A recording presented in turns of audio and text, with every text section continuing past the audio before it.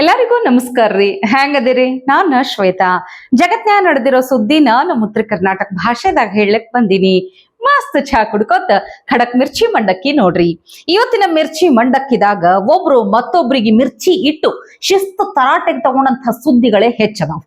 ಮೊದಲನೇ ಪಾಳಿ ಪ್ರಕಾಶ್ ರಾಜ್ ಅಲ್ರಿ, ತಾವು ಒಬ್ಬ ನಟನಾಗಿ ಕಲಾವಿದನಾಗಿ ಫಿಲ್ಮ್ ಶೂಟಿಂಗ್ ನಾಗ ಬ್ಯುಸಿ ಇರಬಹುದು, ಬೇರೆ ಬೇರೆ ಕೆಲ್ಸಗಳು ಇರ್ತಾವಂತ, ಎಲ್ಲದಕ್ಕೂ ಉತ್ತರ ಕೊಡ್ಲಿಕ್ಕೆ ಟೈಮ್ ಇರೋದಿಲ್ಲ ಅಂತ. ಆದ್ರ ಒಂದು ದೇಶದ ಪ್ರಧಾನಿಯಾಗಿ ನರೇಂದ್ರ ಮೋದಿಜಿ ಮಾತ್ರ ಎಲ್ಲಾ ವಿಷಯಕ್ಕೂ ಉತ್ತರ ಕೊಡಬೇಕು ಅಂತ ಎಕ್ಸ್ಪೆಕ್ಟ್ ಮಾಡ್ತಾರಲ್ಲ. ಇಂಥವ್ರಿಗೆ ಸುವರ್ಣ ನ್ಯೂಸ್ ನ ಅಜಿತ್ ಹನುಮಕ್ಕನವರ್ ಅವರು ಶಿಸ್ತು ನೀರಿಳಿಸ್ಬಿಟ್ರು. ಸೆಲೆಕ್ಟಿವ್ ಮೌನ ಅನ್ನೋದು ಆರೋಪ ಹೌದಾ ಅಲ್ವಾ? ಅದನ್ನ ಎಲ್ಲದಕ್ಕೂ ಉತ್ತರ ಕೊಟ್ಕೊಂಡ್ರಕ್ಕಾಗಲ್ಲ. 24 ಗಂಟೆ ಫೋನ್ನಲ್ಲೇ ಇರ್ಬೇಕು ನಾನು ಅವಾಗ. ಓಕೆ, ಸೊ ಪ್ರಧಾನಮಂತ್ರಿಗಳು ಎಲ್ಲದಕ್ಕೂ ಉತ್ತರ ಕೊಟ್ಕೊಂಡಿರ್ಲಿ, ಬಟ್ ನೀವು ಎಲ್ಲದಕ್ಕೂ ಉತ್ತರ ಎಲ್ಲದಕ್ಕೂ ಅಲ್ಲ, ಕೆಲವು ಉತ್ತರ ಕೊಡಬೇಕು ಅವರು. ಹಂಗೆ ಅವ್ರಿಗೆ ಅನಿಸ್ತಾ ಇದೆ ಸರ್, ಕೆಲವುದಕ್ಕೆ ನೀವು ಉತ್ತರ ಕೊಡಬೇಕು ಅಂತ. ನಾನು ಅವ್ರಿಗೆ ಅನಿಸ್ತಾ ಇದೆ ಕೆಲವುದಕ್ಕೆ ಉತ್ತರ ಕೊಡಬೇಕು ಅಂತ ಅನಿಸ್ತಾ ಇದೆ. ನನಗೆ ಎಲ್ಲ ವಿಷಯದ ಬಗ್ಗೆಯೂ ಪ್ರತಿಕ್ರಿಯೆ ಕೊಡೋದಕ್ಕಾಗೋದಿಲ್ಲ. ಹಂಗೆ ಪ್ರತಿಕ್ರಿಯೆ ಕೊಡ್ತಾ ಕೂತ್ಕೊಂಡ್ರೆ 24 ತಾಸು ಅದರಲ್ಲೇ ಇರಬೇಕಾಗುತ್ತೆ. Definitely I agree. ಅದು ಎಲ್ಲರಿಗೂ ಅನ್ವಯವಾಗುವಂತ ಮಾತು, ಹೌದು, ಪ್ರತಿಯೊಬ್ಬರಿಗೂ ಅನ್ವಯವಾಗುವಂತ ಮಾತು. ಆದರೆ ಪ್ರತಿಕ್ರಿಯೆಗಳನ್ನ ಯಾವ ವಿಷಯ ಕೊಡ್ತೀರಿ, ಯಾವ ವಿಷಯ ಕೊಡೋದಿಲ್ಲ ಅಂತಂದಾಗ ಅದು ಸೆಲೆಕ್ಟಿವ್ ಅಮಿನೇಷಿಯಾ ರೀತಿಯಲ್ಲಿ ಕಾಣಿಸುತ್ತೆ. ನಾನು ಸುಮ್ಮನೆ ನಿಮ್ಮ ಟ್ವೀಟ್ಗಳನ್ನ ನೋಡ್ತಾ ಇದ್ದೆ. ಮಧ್ಯಪ್ರದೇಶದಲ್ಲಿ ಒಂದು ಬಹಳ ಅಮಾನವೀಯ ಅನ್ನೋ ಶಬ್ದ ಏನೇನೂ ಅಲ್ಲ, ಅದು ಕುಡಿದ ನಶೆಯಲ್ಲಿ ಒಬ್ಬನ ಮೇಲೆ ಇನ್ನೊಬ್ಬ ಮೂತ್ರ ಮಾಡ್ದ. ಅದು ಅಮಾನವೀಯಕ್ಕಿಂತಲೂ ಅಮಾನವೀಯ ಶಬ್ದ ಏನೇನೂ ಅಲ್ಲ ಅದು.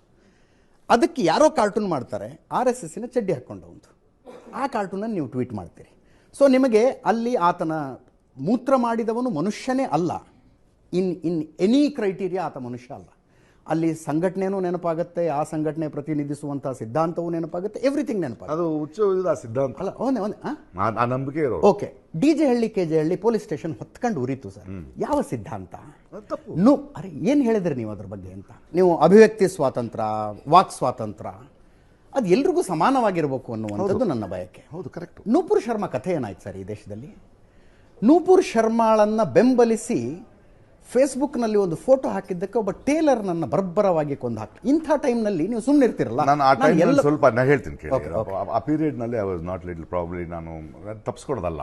ಓಕೆ, ನನ್ನ ಫೋಕಸ್ ಆ ಕಡೆ ಹೋಗದೆ ಇರ್ಬೋದು, ಯಾಕಂದ್ರೆ ನಾನೊಬ್ಬ ನಟನಾಗಿ ಬೇರೆ ಕೆಲಸ ಮಾಡ್ತಿರ್ಬೋದು. ಅದು ನಾನು ಕ್ಷಮಿಸಿ, ನಾನು ಯಾಕೆ ಆ ಕಡೆ ನೋಡಿಲ್ಲ ಅನ್ನೋದನ್ನು ಕ್ಷಮಿಸಿ. ನಾನು ಪಲಾಯವನ್ನು ಮಾಡ್ತಾ ಇಲ್ಲ, ಅದ್ರ ಆಮೇಲೆ ತಿರುಗಿ ಅದು ತಪ್ಪದು. ತುಂಬಾ ಕೆಲಸ, ನಾನು ಶೂಟಿಂಗ್ ಇರ್ತೀನಿ, ಬೇರೆ ಕೆಲಸ ಇರ್ತೀನಿ, ಪ್ರಯಾಣದಲ್ಲಿ ಇರ್ತೀನಿ. ಆ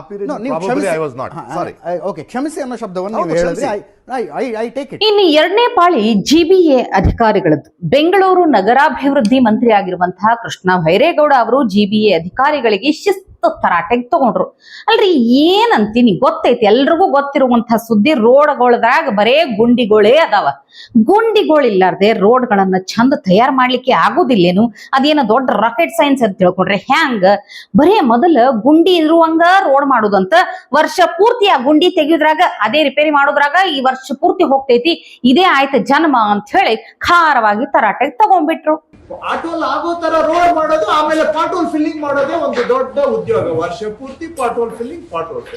ಮೈ ಸಿಂಪಲ್ ಕ್ವೆಶ್ಚನ್, ಯಾಕೆ ಪಾಟೋಲ್ ಬರೋದು? ನಾನು ಇನ್ನೊಂದು ಪ್ರಶ್ನೆ ಅನೇಕ ಬಾರಿ ಕೇಳಿದ್ದೀನಿ, ಏನ್ ರೋಡ್ ಮಾಡೋದೇನು ಒಂದು ರಾಕೆಟ್ ಸೈನ್ಸ್ ಅಥವಾ ಹೇಳಿ ಅದನ್ನಾದ್ರು. ಇಲ್ಲ ಸರ್, ಅದು ಬಹಳ ಕಷ್ಟದ ಕೆಲಸ, ನಿಮ್ಗೆ ಗೊತ್ತಿಲ್ಲ, ಹೋಗಿ ರೋಡ್ ಮಾಡೋದು rocket science. Simple question. Road ಮಾಡೋದು ರಾಕೆಟ್ ಸೈನ್ಸ್. Simple question. ಇನ್ನು ಮೂರನೇ ಪಾಳಿ CM DK ಶಿವಕುಮಾರ್ ಅವರಿಗೆ ನೋಡ್ರಪ್ಪ. ಕುಮಾರಸ್ವಾಮಿ ಅವರು ಏನ್ ಭಾರಿ ಟಾಂಗ್ ಕೊಟ್ಟು ವ್ಯಂಗ್ಯ ಮಾಡ್ಯಾರಂದ್ರ ಕೇಳ್ಬೇಕು ನೀವು. ಈ ರಾಜ್ಯದ ಮುಖ್ಯಮಂತ್ರಿಗಳಾದ ಮೇಲಾದರೂ ಇದೆಂಥವು ಬ್ಲೂ ಫಿಲಮ್ ಮಾಡಿಸೋದು, ಪೋಸ್ಟ್ ನಡೆಸೋದು ಇದೆಲ್ಲ ಬಿಡ್ತಾರೆ ಅದನ್ನು ಅಂತ ಅನ್ಕೊಂಡಿದ್ದೆ. ಆ ಕೈಯಲ್ಲಿ ಇನ್ನೂ ಹೋಗಿಲ್ಲ.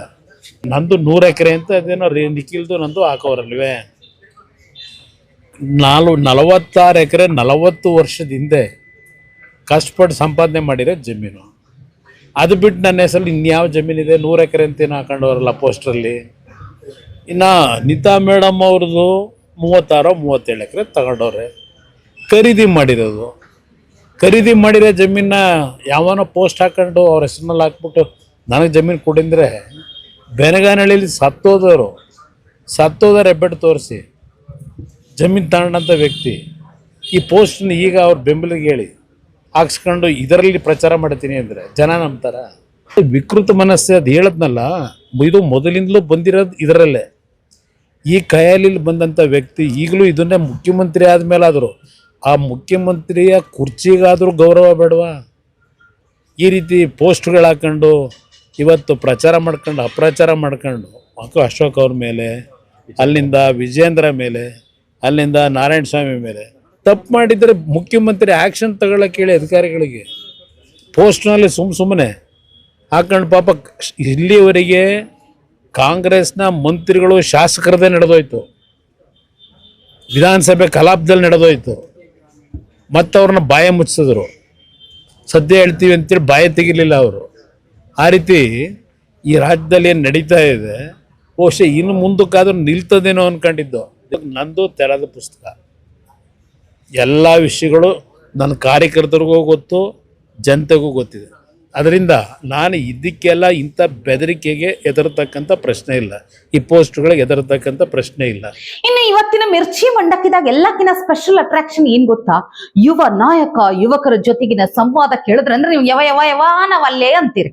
ಹೌದು, ರಾಜಸ್ಥಾನದ ಕೋಟಾದಾಗ ಏನು ಸಂವಾದ, ಏನದು ಎಂಥ ಸೀರಿಯಸ್ ವಿಷಯ, ಶಿಕ್ಷಣ ವ್ಯವಸ್ಥೆ ಬಗ್ಗೆ ಮಾತಾಡ್ಲಿಕತ್ತಾರ.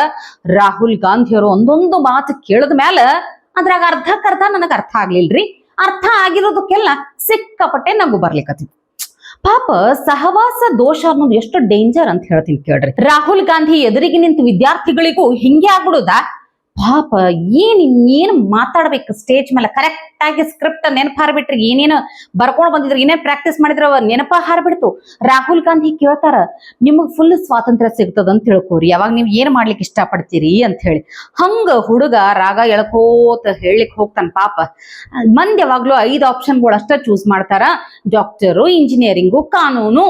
ಆಯ್ತು, ಅಲ್ಲಿಗ ನಿಂತ ಗಾಡಿ ನೆನಪು ಹಾರ್ತ ನನಗೆಲ್ಲ ಮರ್ತ್ ಹೋಯ್ತು ಅಂತ ಅಂದ್ಬಿಡುದ. अगर आपको पूरी फ्रीडम दिया गया तो क्या करोगे आप? सर, नीति करोगे, डॉक्टरी बनोगे? सबसे पहली बात तो ये कि जैसे कि मैं कुछ पढ़ रहा था तो मुझे पता चला कि सिर्फ 5 चीज़ें, 5 प्रोफेशंस जो लोग बस देखे देखी फॉलो कर रहे हैं: डॉक्टर, लॉ, इंजीनियरिंग और मैं भूल गया थोड़ा सा, सॉरी सर. रिलैक्स.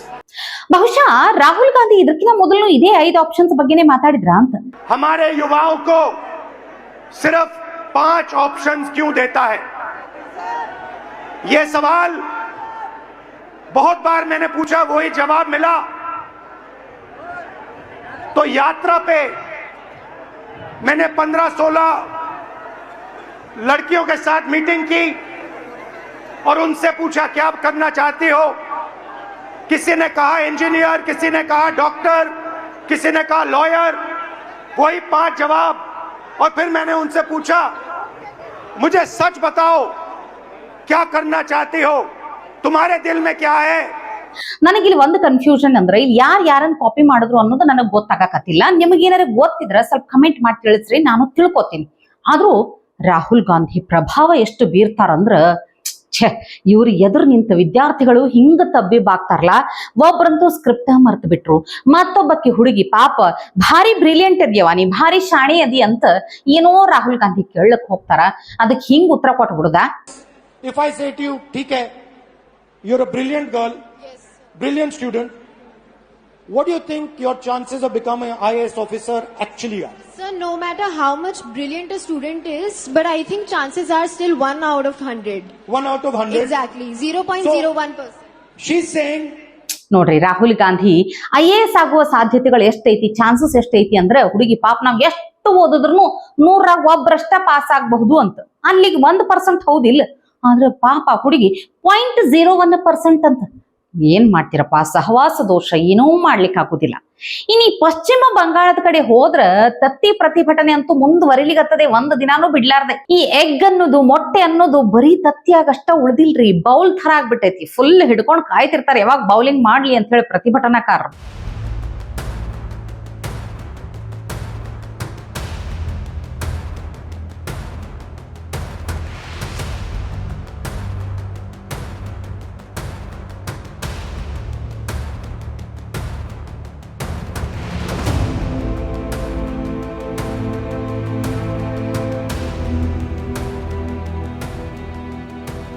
ಇವತ್ತಿಗೆ ಇಷ್ಟ್ ಸುದ್ದಿ ಸಾಕಲ್ಲ, ನಾಳೆ ಇಂಥವೇ ಮತ್ತೊಂದಷ್ಟು ಸುದ್ದಿ ತರ್ತೀನಿ. ಚಹಾ ಇಟ್ಕೊಂಡು ಮಿರ್ಚಿ ಮಂಡಕ್ಕಿ ನೋಡ್ಲಿಕ್ಕೆ ಕಾಯ್ಕೊಂಡಿರ್ರಿ.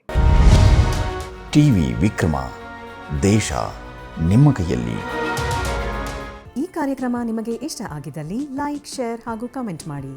ಟಿವಿ ವಿಕ್ರಮದ ಕಾರ್ಯಕ್ರಮಗಳನ್ನು ನಿರಂತರವಾಗಿ ವೀಕ್ಷಿಸಲು ಸಬ್ಸ್ಕ್ರೈಬ್ ಮಾಡಿ, ಬೆಲ್ ಐಕನ್ ಒತ್ತಿ.